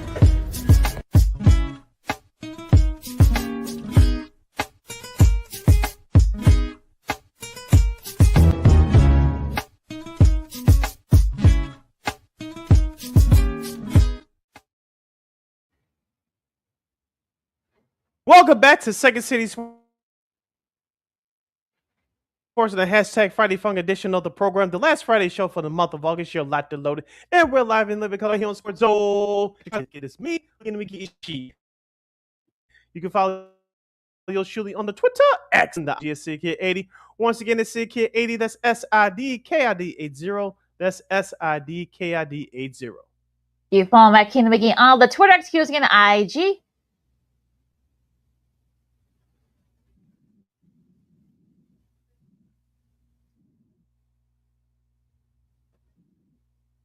We discuss on thus far on today's show, from the Cubs, from the White Sox to the Bears to college football, and any of the topics we're going to discuss right now, from now to the end of the show. This is our last break of the show for the week. So make this look good, folks. So any last minute questions or comments, you can hit us up right now at Sports Zone Chicago's Facebook page or at Sports Zone Chicago YouTube. Type in those questions and comments in the comment section. LaKeena will get the open screen for you. All right, some NBA news. Now, they're going to be starting training camp in a little over just less than a month from now, but that doesn't mean there hasn't been a lot of news. Klay Thompson, who he in Dallas, he was in Dallas last season. I think people forgot about that. They agreed on a buyout earlier this week, and he has signed to join Giannis, Bam, and the Heat. So do you think this signing of Klay, of Mr. Thompson, makes the Heat one of the favorites in the East? Does it make them one of the favorites in the East? No. Do I think it'll help them in the short term? Yes. As long as Klay Thompson stays healthy, I think that the Miami Heat will have a chance to be a top contender in the East. Will it make them the favorite in the East? Obviously not, at least not on paper anyway.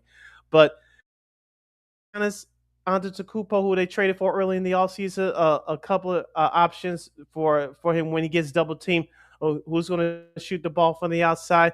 Klay Thompson, he's no spring chicken anymore, but he's still a veteran guy that's going to come in and is going to give him that outside shot and make life much easier for Giannis and Bam and the rest of that crew. So the Heat desperately needs an outside shooter. They'll get in Klay Thompson, provided he stays healthy.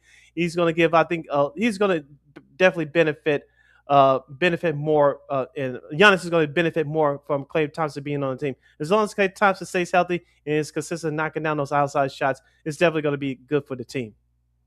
Well, that's been the problem with the last couple of years with him, is because he hasn't been able to stay healthy. And I feel like this is going to be one of those things where if they can stay healthy, if he can stay healthy, well, not just him, but everybody, if Bam can stay healthy, if Giannis can stay healthy, if the guys in the back end can stay healthy, I think Miami could definitely be. I'm not going to say they're up there with Philadelphia and the Knicks, of course, and Boston, but I think they could be in that second tier of teams with like Cleveland and that group in the East. So do I think they're 3 or 4? No, that's fair. Dude, but I think 5 through 9 or 10, me right there in the middle of that, for either right in the middle or compete for those playoff play-in spots. I think they can. 3 or top 3? No, I don't. Yeah, I think that's fair.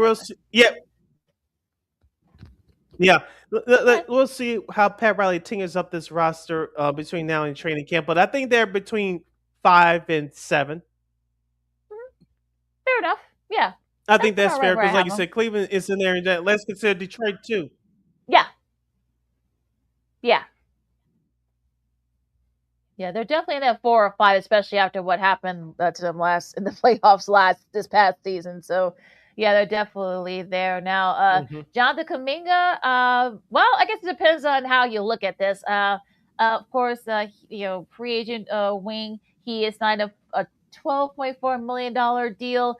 2 years with Minnesota, so he'll be joining Anthony Edwards, LaMelo Ball, Jane Daniels, Rudy Gobert, of course, our guy Io DeSumo. Give him the extra guy off the bench for Chris Finch and the T Wolves squad. Look, Kaminga's been pretty solid. He's played for the Warriors. He has a couple of championships. So he's been in Atlanta the last couple of years. So what do you think about this signing? I think it's good for Minnesota because you remember their roster has been built on athleticism, the length and their size over the last 3 or 4 years, and we know Kamiga has a lot of talents, especially on the offensive end. Let's see what we could do on the defensive end. If he could bring that just improve that just a little bit more, I think this Minnesota team will still be up there in the West. Because as we talked about with Miami on the offensive side with the addition of Klay Thompson, I think this will help Minnesota be competitive. Just last year they just ran out of guys because all their main guys were not healthy, but all the guys can stay healthy and with that young veteran experience that John Kamina can bring to the T Wolves. The T Wolves will still be there. Mm-hmm. Yeah, I think they're definitely going to be. Like I said, the same thing. I think they're in that second tier in the West. So, we'll see how this signing goes. Now, another signing. Speaking of out west, Benedict Mathurin. I know there were some Bulls fans that there were some rumors that he was talking to the Bulls as well, but he ends up going down south to the Bayou to New Orleans. 2 years, $60 million deal with a player option. He actually had a qualifying offer with the Clippers. His reps approached him to take that deal off the table. They did. It was only about just under like $9 million. Now, but there was one of those guys. He first drafted by the Pacers. Really didn't do that much. He was traded to the Clippers right before last season. Remember that whole multiplayer trade that involved like 3 or 4 players and like 4 or 5 like picks or something. Now, when he's healthy, he actually was pretty decent last year. It was just average over 17.5 points. 5 rebounds, and a little over about 2.5 assists per game. Although really health has been an issue for him more or less. So we'll see how this goes down there with the Pels. Yep.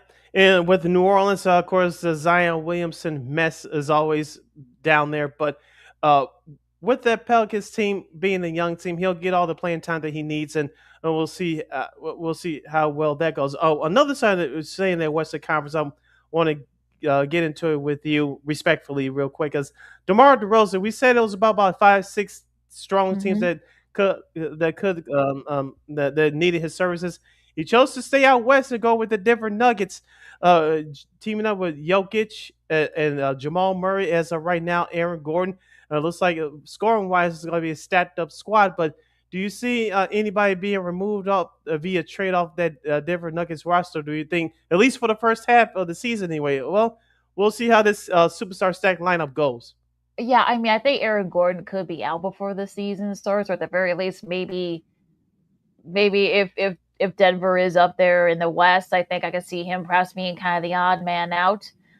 I don't think there's a lot of basketballs with for him, DeRozan, Jokic, and of course Murray. So I think for me, we'll have to wait and see. But yeah, I think that is a fast like I said on Twitter when the news came out. I think this is a very fascinating signing. I mean, he'll have a good shot of winning a ring over there in the Mile High City. The altitude is a different story. If you're not used to playing the altitude, then that's really going to be kind of like the thing here. But we'll have to wait and see. But this is going to be another one of those. This just should be interesting out there in Denver. Like I said, I don't think it'll be enough basketballs to go around. Remember, Jokic didn't get the help that he needed last year. in that playoff series against Minnesota. I know Denver was the hottest team last year. I think they had a 12-game winning streak going into the playoffs, but Mm-hmm. Jamal Murray disappeared in the playoffs again. Aaron Gordon was injured, and I think with the addition of DeRozan, should Aaron Gordon be traded, or if he gets hurt again, I'm talking about Gordon, DeMar DeRozan will step in and be the third guy next to Murray and Jokic. But after that, good luck. Yeah, exactly. So yeah, that's I mean, I know we always say that some coaches would love to have like problems of having like too many basketballs for someone, but I think if you're David Adelman, I think you're probably like, oh crap, like what the hell am I gonna do here? Because of course his late father Rick, I'm sure before he passed, I'm sure he gave him some really good advice. So hopefully he'll take that advice to heart. So we'll see what he does with that roster. And hopefully the roster can coexist. This is the Second City Sports on Sports Chicago. LaKeena, McGee, Sidney Brown with you. He's over here. And let's talk about the NFL because we talked about earlier with the roster spots. Clint Kubiak has said that he's still not saying whether or not he's gonna. He has not said whether he's gonna name a starter. Of course, Fernando Mendoza had his struggles against San Francisco last night, so it could be him, it could be Kirk Cousins, it could be him. He played quarterback, but I'm sure look, his dad never had to deal with his dad Gary, who of course was a great Super Bowl winning head coach in his own right.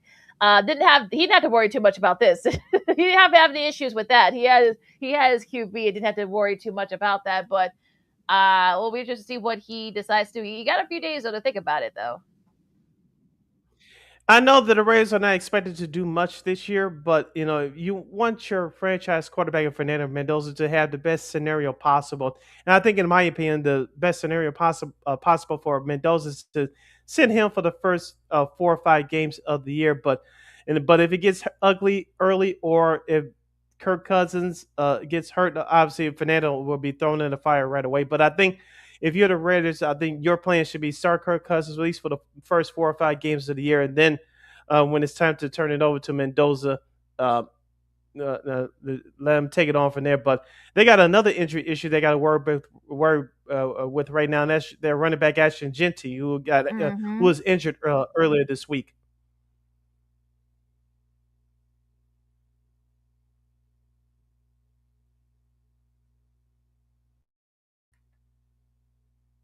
And so with the Las Vegas Raiders dealing with the injury situations there, we'll see what happens, because that's a young squad. You still had Max Crosby, who was not traded in the offseason. I know many people expected him to go to Chicago via trade, but obviously that didn't happen. But this Las Vegas Raiders squad is a young squad with Ashton Genty, with him now as a running back going into the second year out of Boise State. And Fernando Mendoza being the face of the franchise, I want to reiterate with you, LaKeena, as you rejoin us, that I would start Kirk Cousins for the first 4 or 5 games of the year. Hopefully Ashton Genty is healthy enough to start the year. Well, yeah. The bell rings in a couple of weeks. Start Kirk Cousins for the first 4 or 5 games of the year and hand it over to Fernando. Yeah, I'm thinking that's what's going to happen. I think Genty, of course, thankfully, it looks like he avoided any serious injury with that ankle. So it looks like he should be ready for their week 1 game.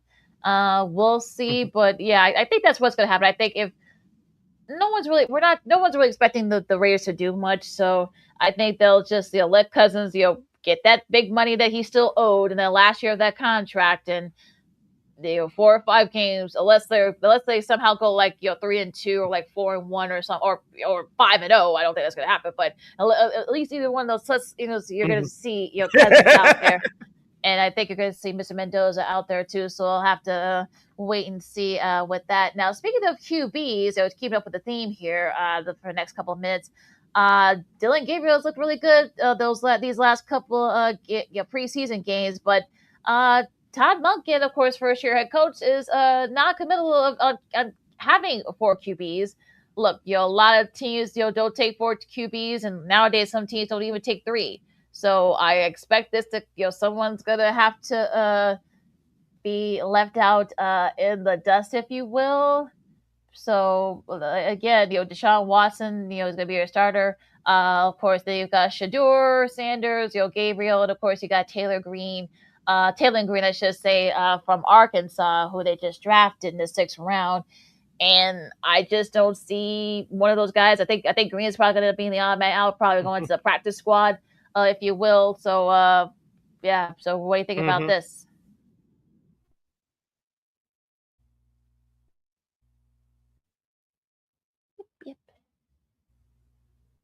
Most NFL teams don't carry. Which team does carry? Which NFL team carries 4 quarterbacks on the active roster? I'll wait. But like I said, most teams don't even carry 3.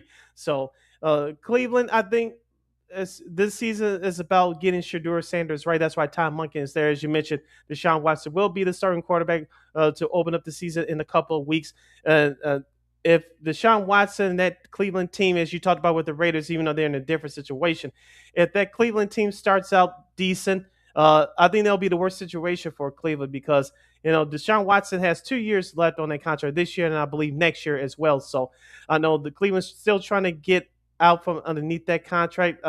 If they can't do anything to after the season. So if the worst case scenario for the Browns, if Deshaun Watson starts out well, it'll set Shador Sanders back and it'll keep Deshaun Watson at that starting QB spot just a little bit longer. I know many Browns fans don't want to see that happen, but if it does, you can't tell us. You can't say that we didn't tell you so. So we'll see what happens with that. But I think that the sooner Shador gets more time in there and you see what you have in him, I think the better. That's why Tom Monk is really there. He's not really there for Deshaun Watson. You're there for Shador Sanders. Now, on the flip side, though, staying in the AFC North, of course, first-year Steelers head coach Mike McCarthy says that he probably would take 4 QBs. Of course, you got Aaron Rodgers. He didn't play at all. We all thought, he either has basic role. I played a little bit in the preseason. Will Howard, I know he's hurt right now, who they drafted last year. This year, of course, Drew Allard from Penn State, who they just drafted. He's had a solid preseason. Now, on the other hand, though, McCarthy has said that he would take 4 QBs. Now, will he actually do that? Who knows? But this is going to be very interesting out there in the Steel City. Yeah, like I said, which NFL team takes 4 active quarterbacks on their roster? I'll wait. So that's just head coach gibberish talk and trying not to give the other people the advantage. So I think they may be the other team in the AFC North to take 3 quarterbacks. I won't be surprised there, but taking 4 quarterbacks on the active roster, I don't see it.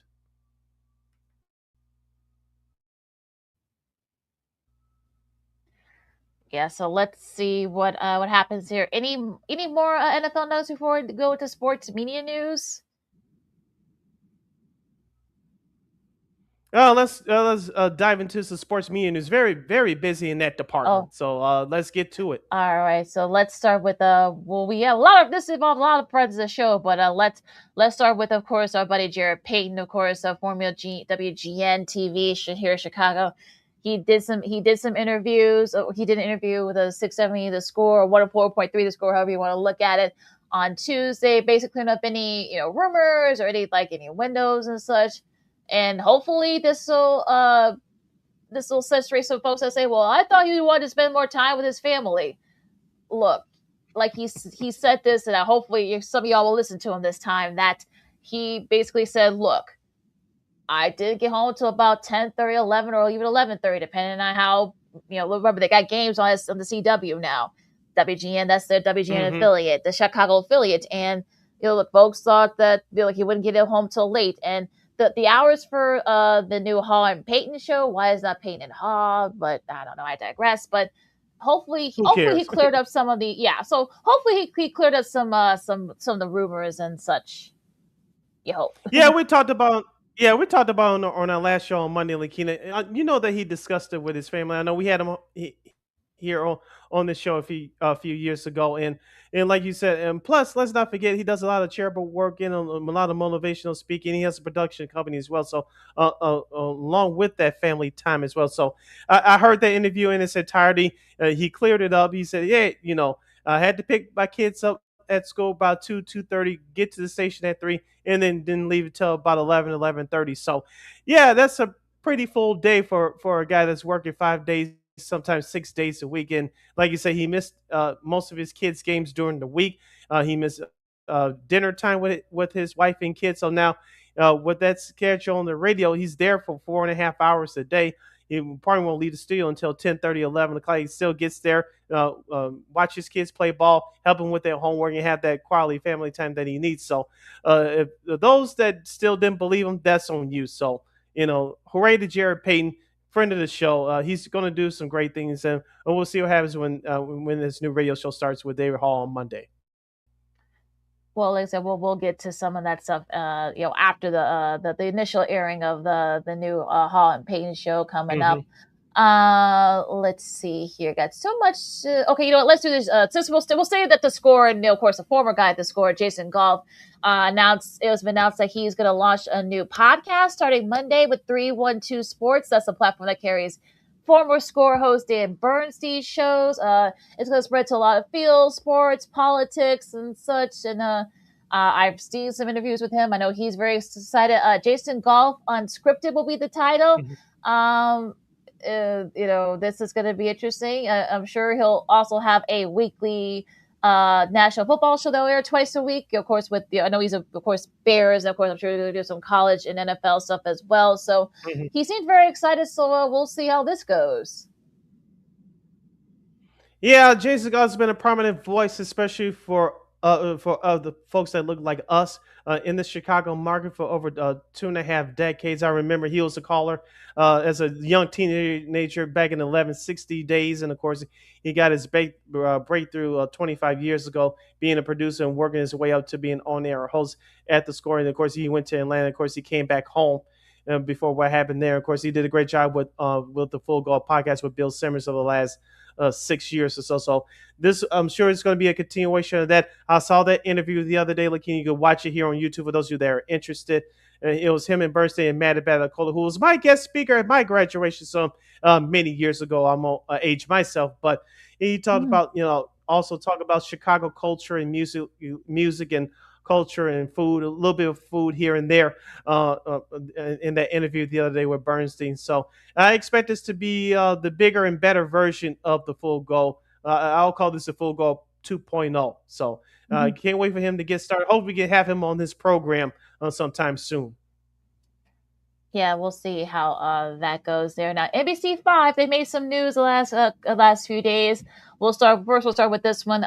They will air a local sports show at 6:30 every weeknight starting in September. Of course, if you guys remember, the announcement was made that Access Hollywood, who has held that spot for almost 30 years, give or take.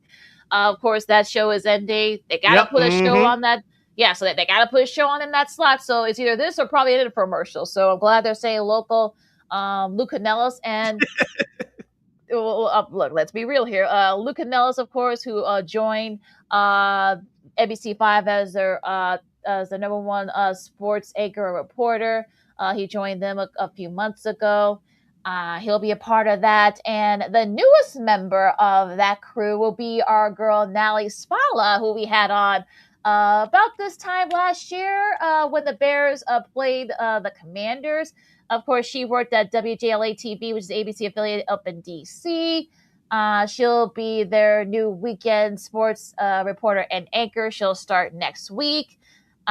She's from just outside Detroit, Michigan. She played at I forgot. Hopefully, we'll have her back on. I know she played my two saying, we're gonna have her back on once she gets settled into the grind and stuff here in Chicago. But yeah, she played basketball at Michigan, and look, she's a lot closer. I think she said she's going to be a lot closer to her family now. A lot of her family still lives in Michigan, so she'll be a lot closer to them, and that's why she made this move. So look, you guys are getting a good one here. I saw her, a little bit on that affiliate at WGLA, and she's really good. She's won a couple of Emmys, so we're getting a good one here in Chicago, guys. So make sure you guys treat her well here. And her and Scott Merkin, and I think Carrie Sayers, a former Chicago sports broadcaster, they all had something in common. They went to the University of Michigan, so I think her, I'm talking about Natalie Spalla and Scott Murphy would become great friends right away. Of course, Scott Murphy, those who that don't know outside Chicago, he's the MLB writer for the Chicago White Sox for MLB.com. Of course, he pumps Big Blue because he went there many moons ago. So I think her and him would become best friends right away just because of Michigan. Both of them went to the University of Michigan. Oh yes, so there are always a lot of ties there. So like I said, we'll try to get her back once she gets. Like I said, well, I hope we'll have her on later on in the Bears season to talk and such once she gets settled and such. So congrats to her, and yeah, this should be a lot of fun out there, especially with that new sports show. Now, where does leave our girl Casey Sandahar? I don't know. I mean, I know she just got married. Her new husband, actually is the OC over at Central Michigan.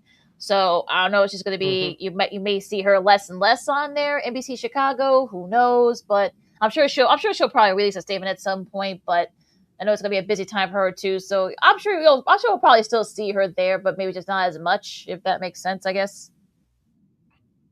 Yeah, I'll just take this from a competition standpoint with NBC5 airing the nightly sports show. You see what Fox 32 is doing with that nightly sports show. You see what GN Sports Tonight does, even though theirs are airing every night at 10:30. At 10:30. There's a lot of competition for a nightly sports show. As like you said, national programming is changing. With the upward tick in Chicago sports, except for the Bulls, people want their information and they want to see and hear more about the sports teams, especially with our franchises, except for the Bulls trending on their way up. We talk about both our baseball teams being in strong contention to compete in the playoffs. Of course, the Bears are getting ready to roll after tomorrow night's preseason finale against the Titans. So it's a nice, exciting times for Chicago sports. In Chicago sports space, LaKeena, we're very passionate, we're very, very knowledgeable. We like to have multiple outlets where we need to go to get our sports. So, and welcome to NBC5. Joining in the fray, you got competition with GN and, of course, with WGN, of course, with Fox 32 airing theirs every night. Yeah. So you wonder, well, I know ABC7. I know they do something like for their streaming service, but I would think that maybe overtime. That's once a week. Yeah. Yeah. So the guy think they're probably gonna do that more. Like, what the hell is CBS Chicago doing? I know we got some friends that work over there, but what the hell are they doing over there? How could they haven't named nobody to replace Ryan Baker yet? Hello, Bueller. Hello, what's going on over there? But hey, look, I'm not judging anybody, but where's the urgency with that one? Hopefully we'll have some news on that at some point, but all right. But look, I mean, speaking of the Bulls, since we're going with the theme here, this is according to Ryan Glassbeagle from Front Office Sports. He wrote this article about a couple hours ago. As we thought that this would happen with the sudden passing of Bulls analyst from CSN, Stacey King. Ryan's reporting that they'll be testing multiple analysts throughout the season. Potentially, and again, this is weird how you worded this. Potentially, Robbie Hummel will be among those alongside Adam Amin as they win on how to permanently fill King's spot that was open after his death. And I know he didn't release any names, so I'm sure we'll get some names at some point within the next few weeks or so. But I think, like we talked about it earlier, Robbie Hummel has a lot going on with the Nationals. I know there's a lot of mutual interest there, but will the Bulls be willing to, work around his national commitments? That's going to be the key. We know how Jerry Reinsdorf feels about guys. Just as Jason Benetti, just saying. So. This will be interesting to see how this goes. Yeah, we named the names over the summer. We'll name it here again. Of course, Kendall Gill, who does the studio work for CHSN, along with our other guy, friend of the show, Cameron Smith. They do a great job. I'm sure he's going to get a couple of cracks at being a TV game analyst. Maybe Horace Grant. I know he's back with the organization now. Will he get a couple of cracks at it? We'll see about that. Will Perdue, who has experience both in TV and radio, both in the college and, of course, with the Bulls, will he? I'm sure he'll get some run at some point. Will they slide over Bill Winnington to the TV booth? I know he has some limited experience as far as TV, but he's their current Bulls radio game analyst, along with Charles Swirsky over there at 104.3 to score the radio flagship for the Bulls. Will Bill win to get some runs? So the Bulls do have some choices. I know. I'm sure you saw this, LaKeena, over the summer. I forgot which Twitter handle it was, but some folks threw out Joakim Noah in another form of Bull. I think it was Taj Gibson as well. Do you think both of them really want to do that? I don't know. I don't, like I said, I know they're both big names, and they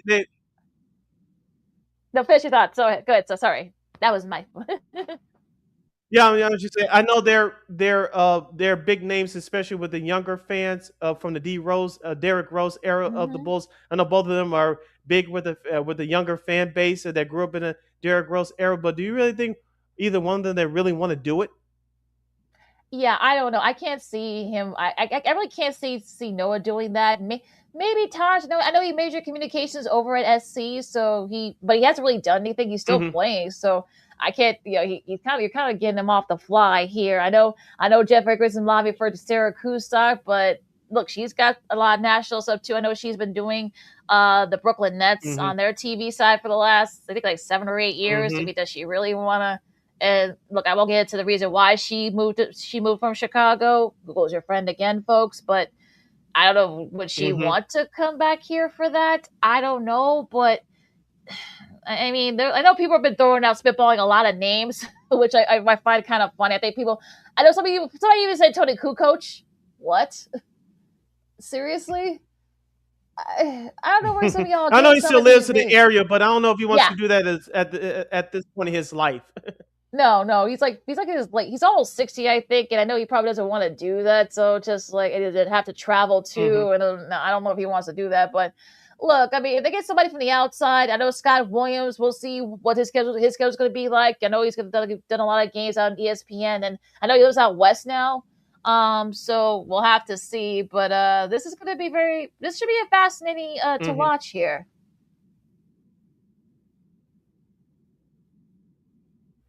Yeah, and like we mentioned that the home opener, I believe, is on October 24th against the Washington Wizards. That's going to be an emotional night. They'll honor Stacey King because you mentioned his untimely death in early June. So, yeah, it's going to be interesting who's going to separate themselves for the rest of the pack. And will the Bulls bring on a couple of surprising names that people are not talking about? That's also a strong possibility as well. Yeah, because there's always going to be, right? Because you got to think Stacey was one of those guys, right? I think some people thought that he probably would not have been there, but look what happened. So yeah, I could probably see them perhaps maybe getting someone like okay, this might be someone that I haven't thought about, but they sound good. And you gotta think Adam and me is gonna play a lot of a role in this role because he has to work with this person. So yes, exactly. So I think he's gonna have quite a say on who he's gonna want to work with. So I don't know, but yeah, this is gonna be one of those things to watch. Maybe not. I mean, the product on the court might not be very good for the most part, but I think what's going to go on the mic's going to be interesting, if nothing else. Yeah, and we'll see. Yeah, and like I said, we'll see what happens for this upcoming 2026-2027 season for the Chicago Bulls on the television side. All right, LaKeena, we got to get up out of here and call it quits. Take us home. All right, you follow LaKeena McGee on the Twitter, XQSK, and IG.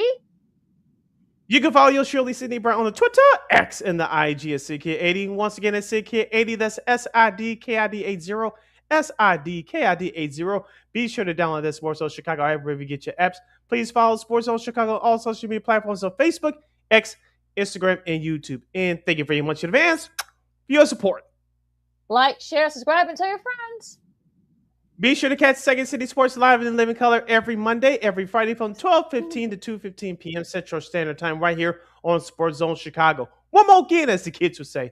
Be sure to catch Second City Sports live in living color every Monday, every Friday from 12:15 to 2:15 p.m. Central Standard Time right here on Sports Zone Chicago. Of course, if you missed our segment just now on the sports media stuff, or if you missed our earlier discussion about the Bears and the NFL. Also, of course, our earlier discussion about baseball with the Cubs and the Sox on that playoff push. No worries, or whatever you have, I guess, when we do our picks, we'll explain what we're going to do with that in the next few weeks. So, but don't worry, you can catch the replays anytime, anywhere on Sports Social Chicago's Facebook, YouTube channels. Catch replays of our show, Sean Sierra Sports, the Smoke Fellas. I know they're going to have a lot to say about all this stuff and more tomorrow on their show. So you can catch the replays anytime, anywhere on Sports Social Chicago's Facebook, YouTube channels. And we will provide. And real quick, speaking of the small fellas, tomorrow from noon to 2 p.m. Central Standard Time, a live broadcast featuring the Smoke Fellas from a cigar location at 111th and Halsted. Special show for them tomorrow from noon to 2 p.m. Central Standard Time. So if you're in the Chicagoland area, go by 111th and Halsted by the Cigar Lounge, so you can catch it live in living color right here on Sports Zone Chicago's Facebook and YouTube channels. And of course, some other sports stuff. We got the Tour Championship going on as we speak. A lot to be decided here on the top of the FedEx Cup, which could get a $10 million grand prize. You got the Little League World Series. They're wrapping up. I know Japan and Curacao are in the international final, and Ohio and Nevada, they're playing each other. In the Nevada's been like the top team, so I wouldn't be surprised if they make the championship. The championship game will be on Sunday. I believe the Sky, I know they've been eliminated from playoff competition, but I believe the Sky played the Liberty. I believe, let me double check here real quick. I believe on tomorrow, if I'm not mistaken. Let me check real quick. Yep, they play tomorrow at noon, Chicago time against Liberty. They'll be on CBS, the big CBS network and Paramount Plus. So you guys, if you're inclined to check that out, you can. And of course, you've got soccer, college football, week 0. And of course, we'll have Dave Rebus from the Big Ten Network to preview the Big Ten side of things. And also, of course, baseball as well. And also the NFL. If you guys want to watch the last preseason games, you can do that as well, too. So busy time of year for sports, but this is actually why we love it so much here. For Sid, I'm LaKeena. It's been Second City Sports on Sports Zone Chicago. We'll see you guys on Monday. Go Sox. Holla!